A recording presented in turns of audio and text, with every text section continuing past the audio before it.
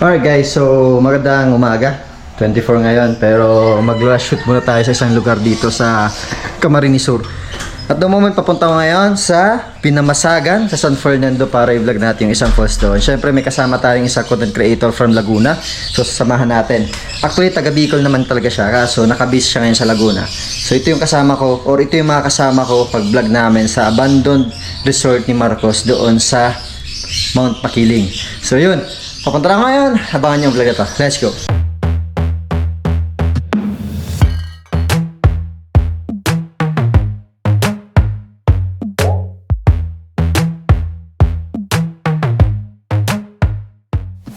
Guys, so nandito ako ngayon sa Tambo, Pamplona, Camarines Sur. So nagpahinga muna ako, pero medyo binilis ako yung takbo kasi naghahabol ako ng oras papunta sa Pinamasagan. Ngayon papunta ako sa Udicon para i-meet ko yung kaibigan ko na content creator din ng Laguna. And then diretso na kami sa spot na pupunta namin ngayon.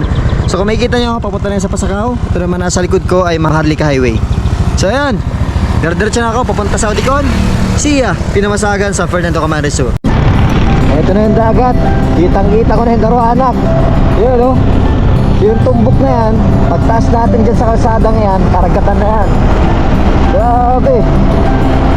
So ito yung huling vlog ko bago ang Pasko ngayon 2025. So kahit 24 lumabos muna ako kahit paano para makapag-cover ng isang magandang kalikasan dito sa Pasakaw, Camarines Sur. At syempre tatagos tayo sa Pinamasagan, San Fernando. So diretso na tayo hanggang rekta tayo sa lugar na yun kung saan meron daw falls na maganda doon. So tuloy-tuloy lang. Magandang umaga sa inyo lahat. Eto na yung karagatan. Yun o. Oh, diba? Oh, yun. Hey, stop. Ito yung mainit. Dito sa mainit ha. Kaya kung naghanap kayo ng gusto nyong paliguan na karagatan, dito pwedeng dumaan dito. Alright. Alright guys, so nandito kami sa inaayos sa kalsada dito lang sa Barangay Mainit. Barangay Mainit sa Pasakaw, Camarines Sur. Kasama ko yung si Vince. Ayun, si Katoklas. Tapos yung tropa niya. Ano pangalan mo, boss? Randy. So kung makikita nyo, ito yung kabundukan dito na halos talagang sira na, ano? Tapos meron dito tambayan. So overdeck tayo. Kitang-kita mo yung karagatan dito.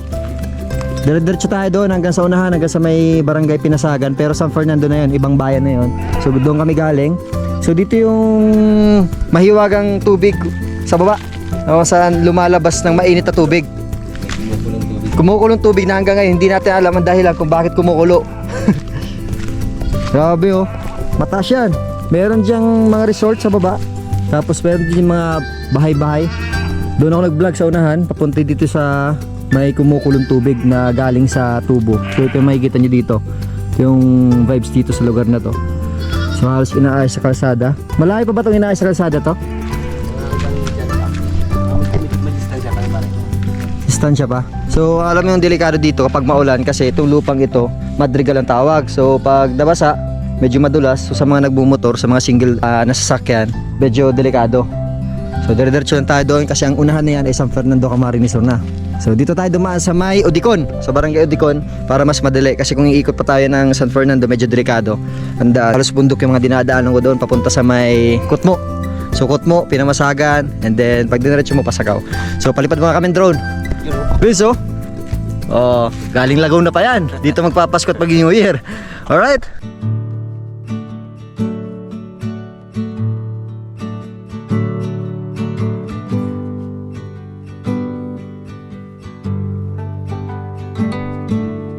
Trusting your instincts, realize that knowing looks different to each.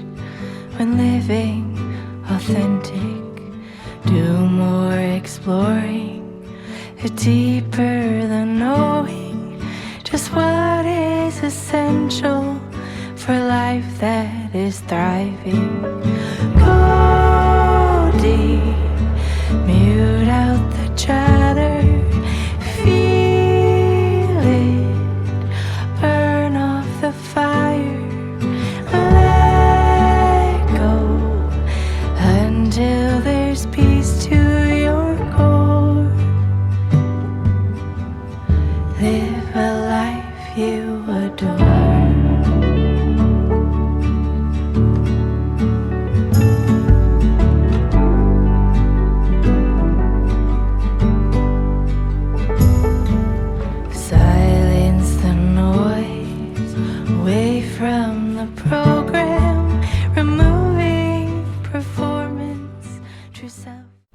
So dito sa parting unahan, dito sa mainit, yung kalsada ay naayos.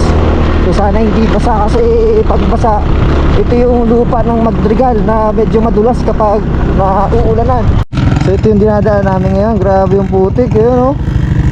Medyo mahirapan yung motor natin sa ngayon kasi medyo madulas yung daan, tapos talagang mahaba pa itong inaayos sa kalsada dito. So subukan natin kung kaya ng motor natin kasi makikita nyo si Katuklas bumaba na oh.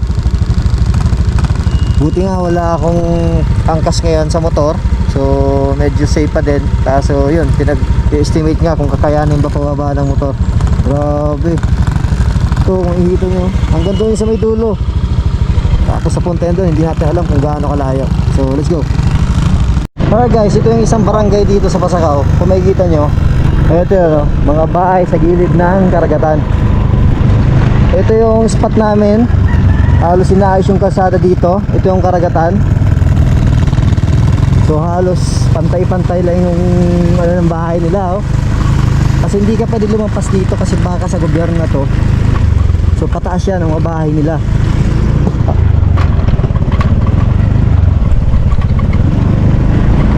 Tapos kung makikita yung daan, talagang grabe, hindi pa tapos. May mga buhangin na sangka-sangka pa sa pag-ayos ng kalsada dito. Ilang kilometro na yung tinatakbo namin, kaya ito pa din yung daan. Pero ongoing construction, kaya sa mga kabayan natin hindi na kayo mahirapan pag natapos na to. So yun, anin ko muna kasi baka madulas tayo dyan. Alright, madulas yung motor eh. Grabe ang daan. Kailangan natin magdoble ingat kasi pag napamali tayo dito, wala. Sugat-sugat ang habutin natin dito, galos ng legs tapos ng paa. Grabe ang init. Tagos na tagos na, wala ka na maisilungan dito. Buti nga maayos yung daanan. Palampas namin doon sa may ikot. Doon tayo dumaan. Ha? Mamaya doon na tayo dumaan. Sa San Fernando? Oo. Sakitan ito. Hindi na tayo daan dito. Nagreklamo na si Katuklas. Actually marami nagsabi sa akin dito ang hirap ng daan talaga dito, kaya ito yung isang challenge pag dumaan kayo dito sa may mainit papunta sa may pinamasagan. Kahit ang sasakyan hindi kaya dito, mas lalo mahihirapan. Buti kung pick up, kaya pick up mga Raptor, pero yung maliit na sasakyan ang hirap.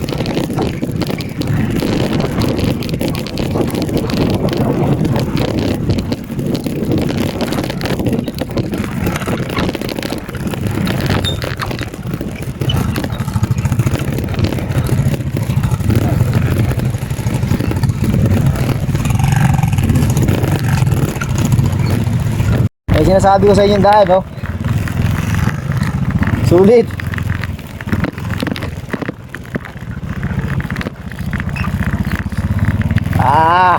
Tulas. Woo!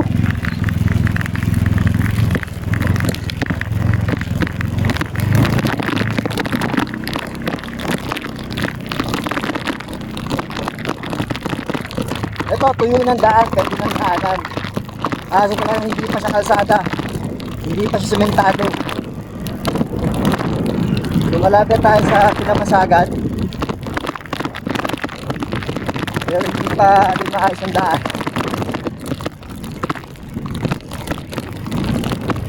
Yung putik oh, makikita ninyo.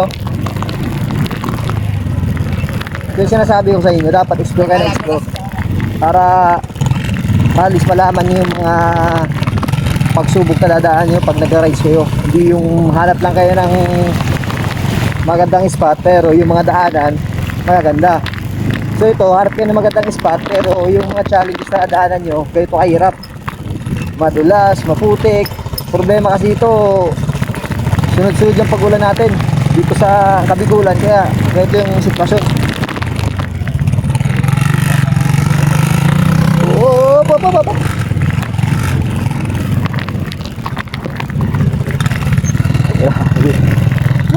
Nakarating lang kami doon sa falls na sinasabi namin.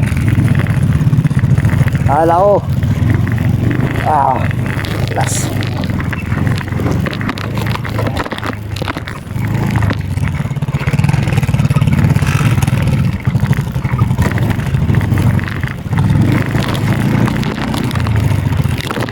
Yun, oh.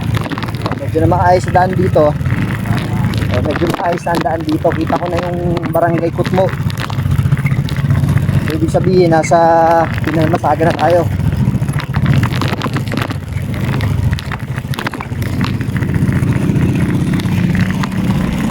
Kita yung dagat. Yun, oh. Kitang kita dito sa view. Oh, buti nga yung cellphone ko pwedeng itagilid. Oh, dito kailangan ito magdahan-dahan kasi dito pag dumiretso ka dagat siya. Bato ang babagsakan.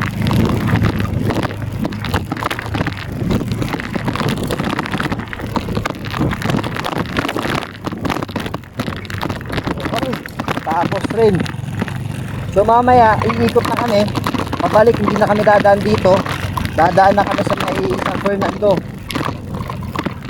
Para hindi na kayo mahirapan, saka dapat mabilis yung pauwi ko kasi yung bahay walang signal dito eh. Sementado na, let's go!